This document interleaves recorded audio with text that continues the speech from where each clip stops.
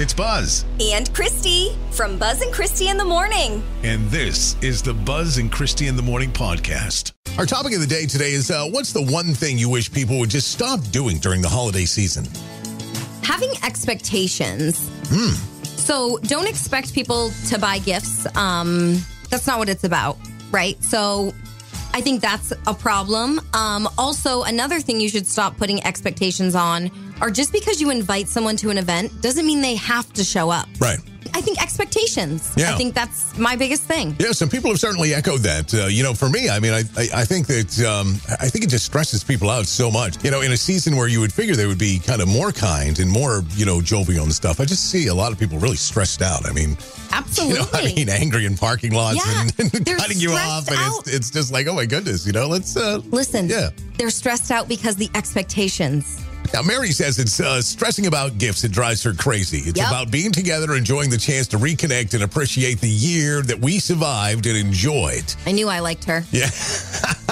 Natasha said, asking people to travel to see them for Christmas, sometimes, with kids, and they have traditions of their own, and they obviously can't go to all these places, kind of like what you were saying. Just because you're invited to a party doesn't mean that, you have to go. Absolutely. And think of it like this. If you don't come from a divorced family, you don't understand that you now have that one side of the family has multiple Christmases. It's crazy. Yeah, it really is when you start thinking about it, when you start multiplying all those things. Exactly. And then in-laws, and then in-laws, and it's, Yeah. And Anastasia says, look, it's as simple as forgetting the real reason for Christmas and what it's all about. Everybody gets so focused on the gift giving and the other stuff that, we kind of lose sight of the time to just reconnect and celebrate the true meaning of Christmas. And I think we're all guilty of it. Would you license your face and voice to a robot for maybe $250,000 or so?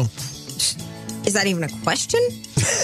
Well, how many robots can I be? That's all I would have for an answer. Well, there we go. Well, here's the opportunity. A Russian robotics company called Promobot has announced plans to buy the rights to use someone's face and voice on its robots forever.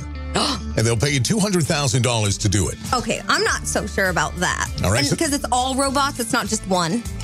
Yes, so they're going to have a whole lot of them. So they're known for producing hyper-realistic, human-like robots.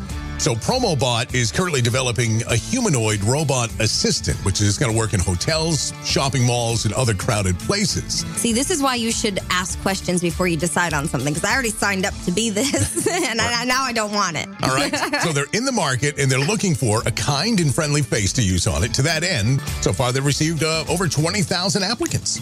That's it? They're just starting to get the word out there. And they're looking for that 1 in a million face. I haven't applied yet. That's the problem. That's right. Now, the inventor of Frisbee, if you didn't know, was cremated and made into a Frisbee after he died. No. Walter Frederick Morrison invented the Frisbee back in 1948. And then at the age of 90, he died. His family had him cremated and turned his ashes into a Frisbee. Like, does it sit on a mantle, or is it like in a case? Like, do they treat it nicely, or is the dog playing with it? I don't know so many questions. Yeah, I would take him out and do a little disc golf with him. Come on. Let's go, Walter. Come on, buddy. All right, give me a little luck here. Come on.